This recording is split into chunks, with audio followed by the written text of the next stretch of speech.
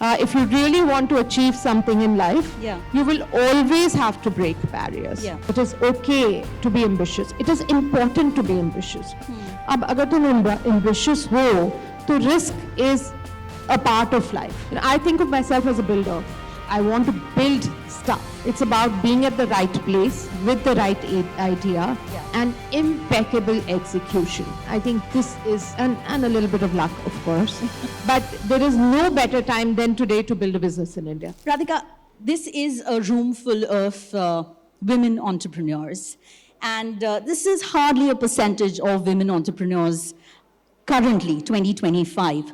What was the landscape like back in 2011 when you were looking at, or even before, when you were looking at launching Shop Clues? Were there enough women entrepreneurs, and how does that impact the life of another woman entrepreneur? Thank you so much for having me here, Megha. And hats off to everybody who's here. The fact that you're here listening to this conversation and celebrating women entrepreneurship is a major victory for ourselves as well. So, great question. We moved back, well, let me take a step back. I started my career in the US in investment banking, and that was one of the first times we'd moved to the US, done my MBA there, and as I was going through what were the jobs available, I realized that some of the best paying jobs were in investment banking and in consulting, which is, for all the MBAs here, that's not a surprise, right? And, when I went into the Career Center, this was one of the top MBA schools in the US, I realized that no women from India had ever gotten into investment banking. And for me, I had risked so much, I had spent so much to be in the US to get my MBA that I wanted to make the most out of it. And I decided that I'm going to do investment banking. When I went in for my interview, there were about 80 of us across all the best schools from the US. And there were about 6 women, and there was this one brown girl, that was me. And I feel that that has been a reflection of pretty much everything to follow in my life as well. Okay. I don't think I went out to try to break barriers, but, to quote as Urushi Rotela says, "Mera hamesha number 1 aa jata hai." So, for those of you who are not watching social media, please go watch it. It's really worth it. But, hats off. It is how it is. If you're ambitious, if you really want to achieve something in life, you will always have to break barriers. When we started in 2011, there have been times when I've pitched to investors where the investors have insisted on talking just to my male co-founder. And I run the business, I have the numbers, and we're a massive company, but they couldn't make eye contact with me. They couldn't trust you to know the numbers. No, it's just, they just didn't have the ability to communicate with a woman leader. And we remember walking away from such investors because that's not the way we'll be able to build the business. So breaking barriers, very important.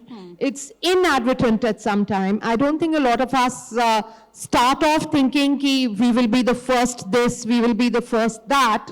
But when you do become the first something, it is your duty to make sure that the path is created for people to follow.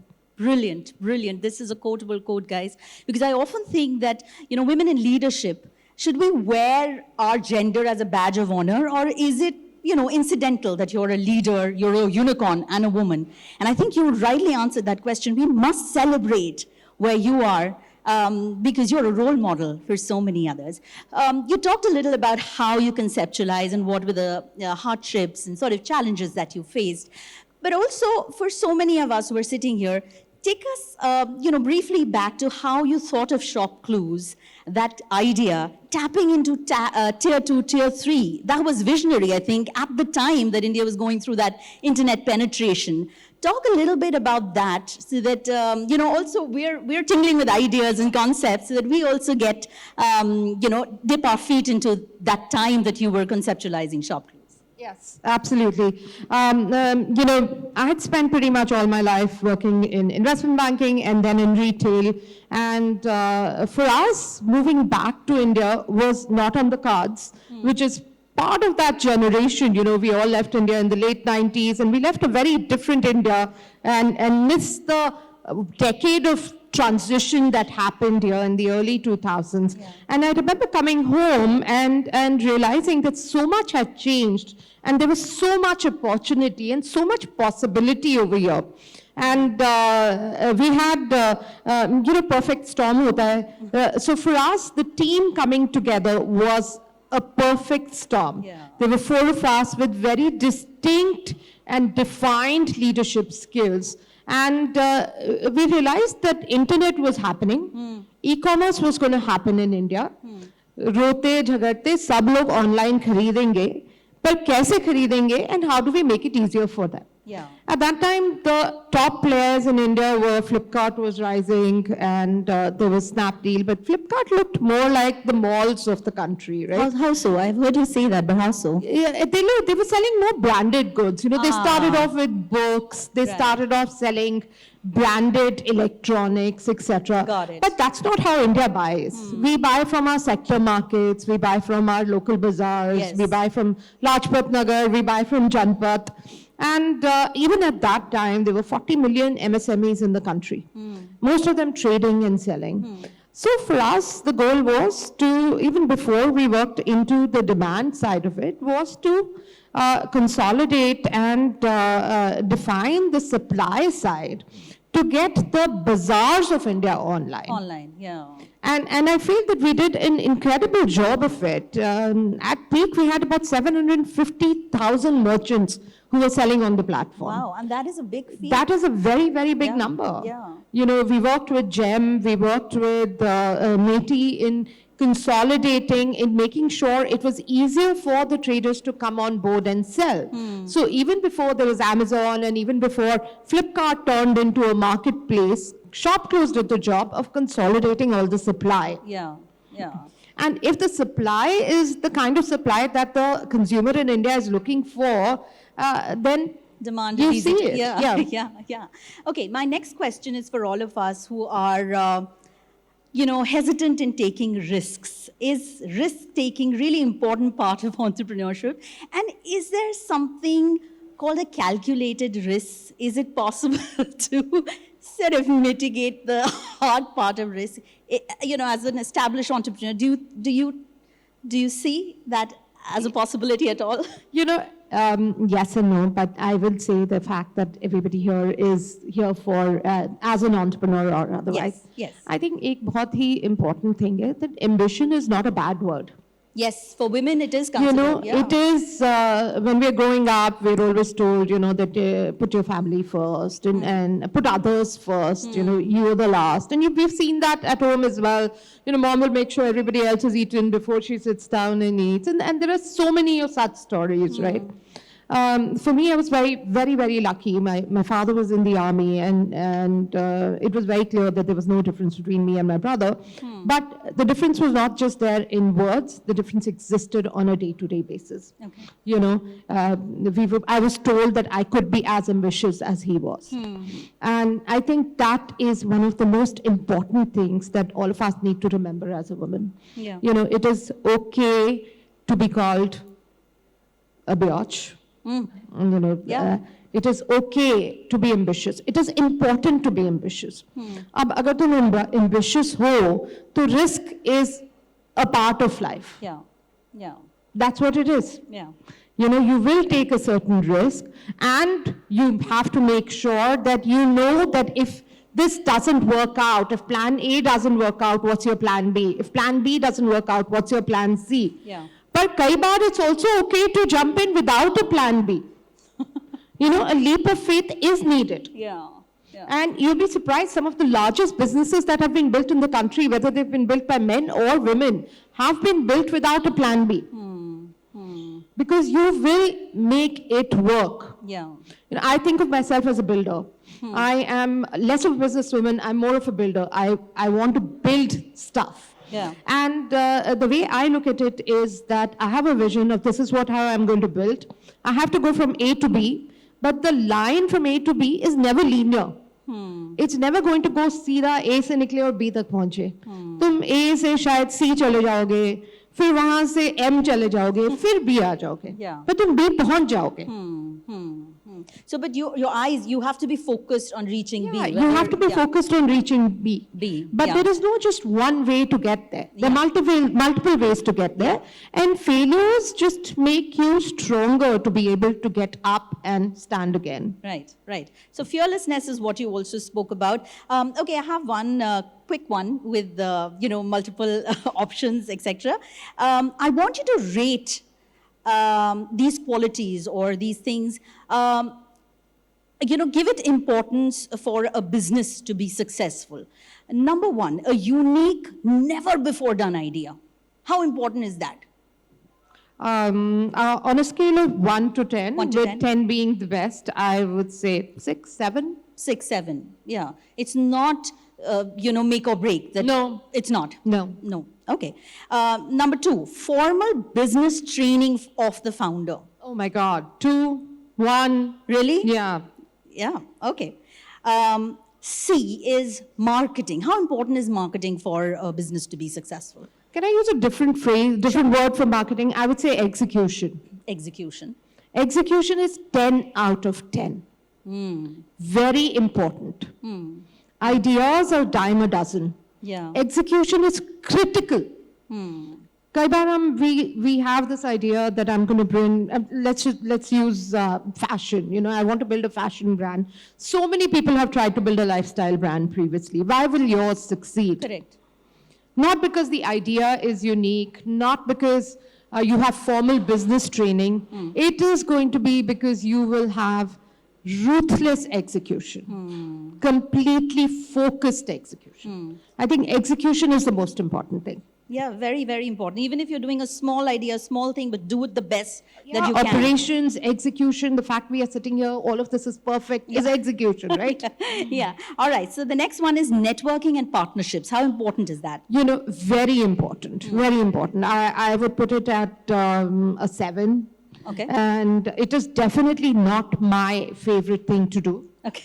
And I feel that for a lot of us, I think when we are type A, we feel that I would rather be just working and building and I don't want to go meet people. Yeah. But it is so important to propagate your idea, to talk to other people. And when you talk to other people, please don't talk just for the sake of sharing your idea. Listen as well. And sometimes you just learn by listening. And I think that becomes very, very important. Right, right. I also had backup plan in the list, but you already spoke about backup plan. I want to ask you that as a unicorn, as a role model, do you also have moments of self-doubt, anxiety, what we call imposter syndrome a lot of women feel?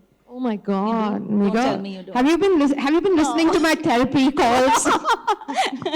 No, I think all of us do, right? All of us do. It is always there because Monday is not going to be the same as Tuesday. Tuesday is not going to be the same as Wednesday, and Wednesday is definitely not going to be the same as Friday.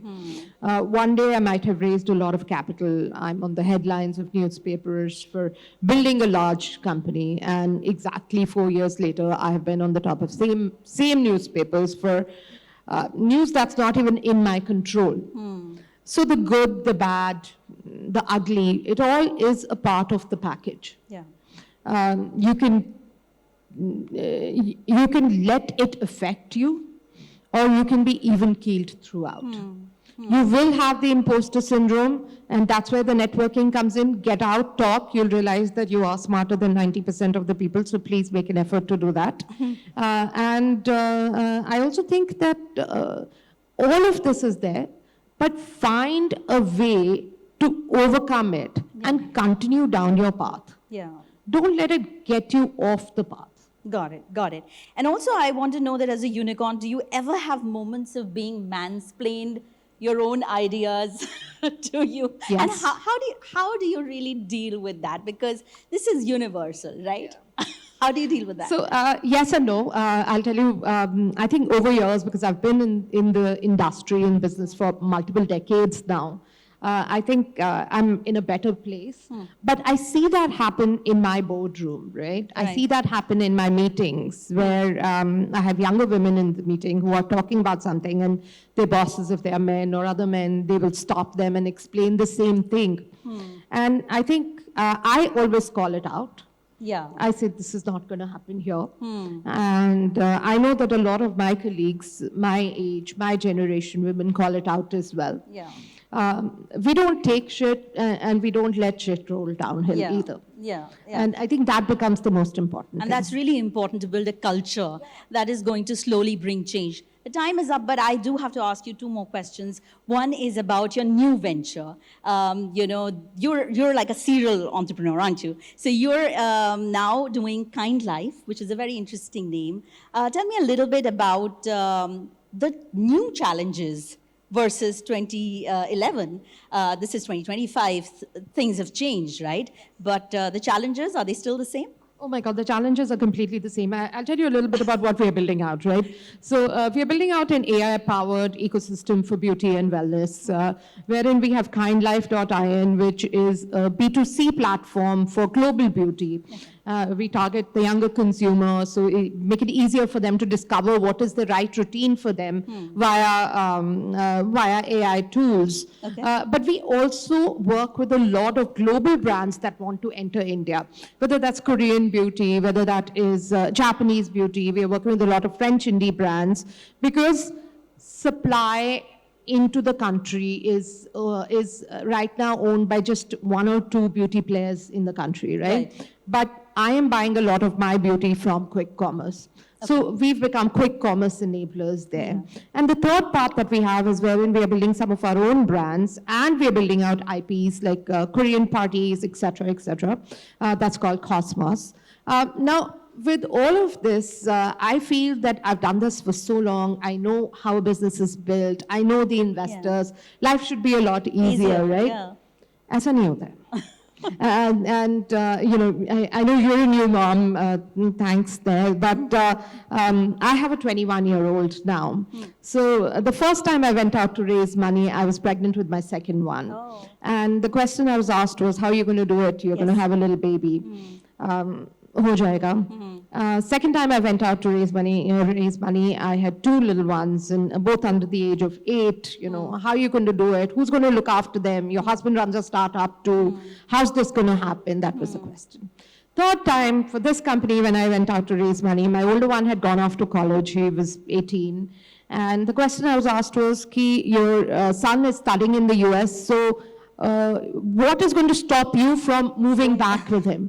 So it never ends, so at some point you say, I think with women, they always feel it's a hobby, that you're never serious about it. And in spite of the fact that I have the background, I've built it, it's still, is it a lifestyle business? Uska to koi jawab hai nahi. Yeah. I think with time and continuous success stories like yours, things are definitely going to change. My final question is this, there's this entrepreneurial dream that you see everywhere. In every neighborhood, ek na ek startup to hai. Women are, there's that kida, like the filmy kida. There's also this, entrepreneurial kida. But tell me, is it achievable? Are the conditions economic, societal, financial? Are they favoring new entrepreneurs? Is a dream that everybody here should sort of inculcate, foster? 100%. 100%. I think that I was not anything unique. And a lot of my founders in the ecosystem were nothing unique.